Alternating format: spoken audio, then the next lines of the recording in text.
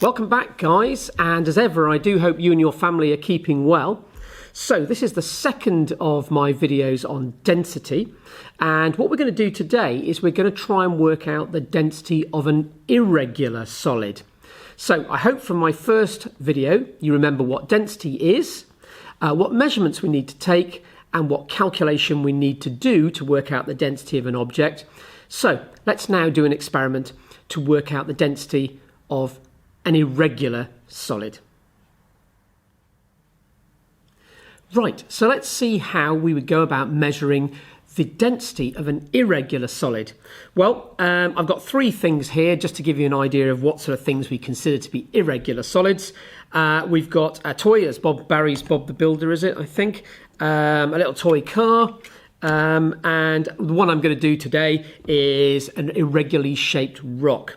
Now you can immediately see that density, is mass divided by volume, and mass is easy enough. We can do the mass on the scales, but a ruler is not going to be a lot of use to us for working out the volume. So we need a cleverer way to work out the volume of either the toys or the irregularly shaped rock. So I'm going to choose to do the rock here. Sorry if you're disappointed by that, but I think Barry won't be impressed if I get his toys all, soaking wet. That's a hint on how we're going to measure the volume of them. So we know that density is mass divided by volume. So we'll get the mass first of our irregular solid. So again, in an exam, mention the fact that you use scales and that you zero them correctly. So here's our rock, and I'll put that on the scales, and I get 146 grams. So I'm going to write down here that the rock is 146 grams. So easy enough to get the mass, but how are we going to go about getting its volume? So I wonder if you've worked out how to get its volume. I gave you a little hint earlier on. We're going to use a method of displacement, and there's a number of ways you can do this. One of them is to get a measuring cylinder that is quite wide, put a known amount of water in it, and this won't fit, but if I had a bigger, wider measuring cylinder, if I dropped this in gently, the water level would go up. And if I knew what volume of water was in there to begin with, maybe 100 centimetres cubed, and this went in and sunk to the bottom, and it now says 150 centimetres cubed. Well, it was at 100, it's now at 150, so this must have pushed out of the way its volume of water, which would be 50 centimetres cubed. Okay, now I don't think this is 50 centimetres cubed, but we need to see. But I've got a rather more fun way of showing you how we'll work out the volume, and we're going to use this little piece of apparatus which everyone seems to remember, the wonderfully named Eureka Can. So I remember my father telling me all about this when I was a little boy and having a bath, and I filled the bath up with water and got in, and it went all over the floor. And in true form for someone who was also a scientist, a doctor, instead of getting cross with me, he turned it round into a learning experience, and he said, there was this chap called Archimedes who was struggling to find the volume of a crown to work out its density, to see if it was made of gold or not. And he spent ages thinking about it, and he did his best work thinking, lying in the bath. And then one day he filled the bath to the brim, climbed in, and the water went all over the floor. And he then realized that the amount of water on the floor, the volume of the water on the floor, was what his volume had pushed out of the way. So if he could collect that water together, he would know his volume, his irregular volume, and therefore he would know the volume of a crown if that was put underwater. Well, he was so impressed by this, supposedly he jumped out of the bath and ran around and shouted, I found it, I found it. Whether he got arrested for doing that, I shall never know. But I have found it. Eureka, Eureka. I found the method to find the volume of an irregular solid.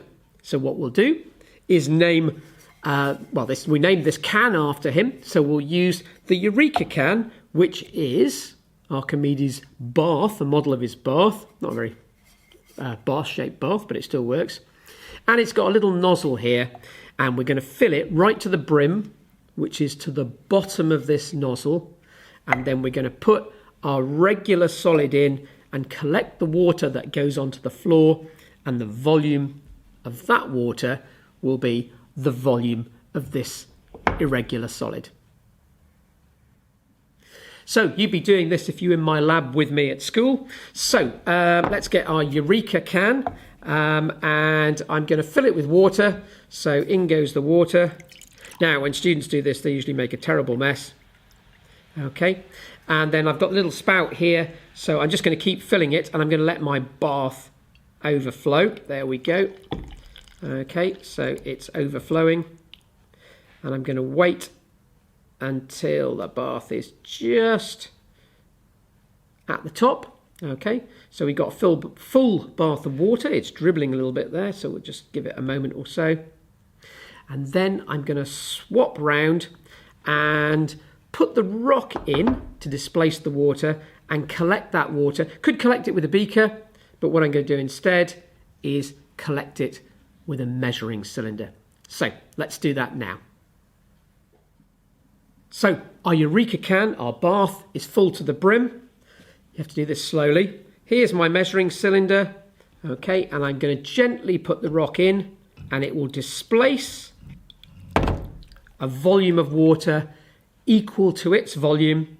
So whatever water comes out now into the measuring cylinder is the volume of the irregular solid of the rock. Okay, a few more dribbles. Now I bet when you do this in the lab, there'll be water everywhere probably, but I've tried my best to collect the water.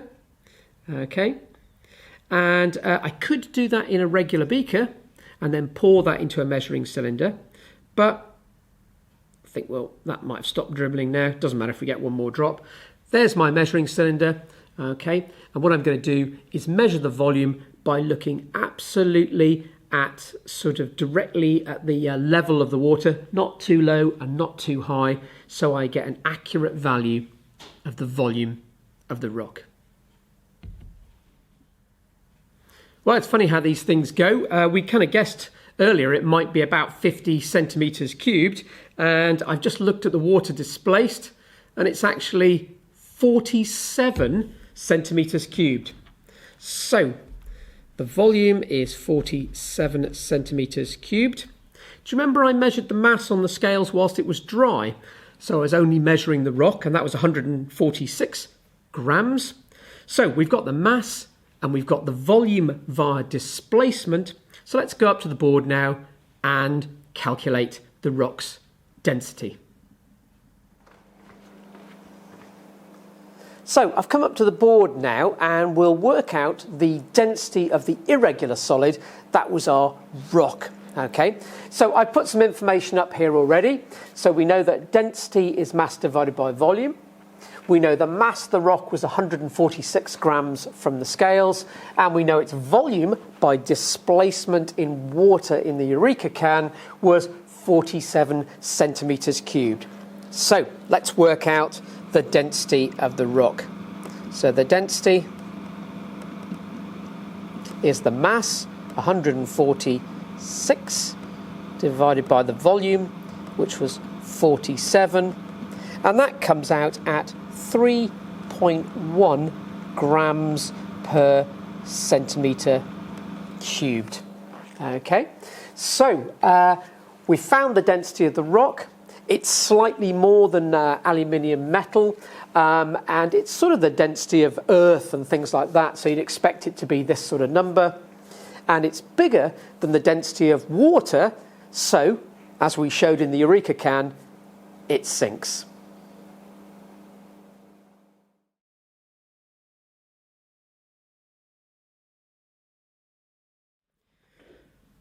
So, the density of the rock is more than 1 gram per centimetre cubed, which is hardly surprising because it sinks in water, which has a density of about 1 gram per centimetre cubed. Another thing that's worth mentioning here is, what if you were given in the exam the density of gravel, little bits of grit and grain to work out the density of? Well, if you remember what we did with our aluminium in a previous video is, that a small piece has the same density as a large piece. So if we were trying to work out the density of tiny bits of gravel, okay, I've seen coins in exams before now, then it's very hard to get the volume of a little small one. Doesn't matter. Just get more of them. Maybe put 100 in here, and you'll have the mass of 100 of them, and you'll have the volume of 100 of them. And of course, it doesn't make any difference to the density. So just use more of the objects. Finally, I do remember an exam question years ago that said, how would you work out the density of, and it was a broken piece of that white polystyrene foam. So an irregular block of polystyrene. Exactly the same method. The catch is it floats. So all you need to do with something very thin is just push it under the surface.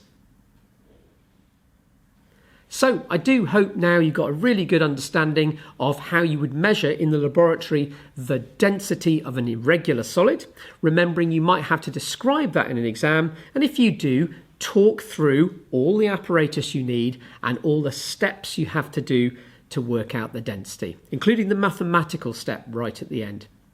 Anyway, I hope you enjoyed that video. What I'm going to do in the next video is look at how we measure the density of a liquid. I look forward to seeing you then.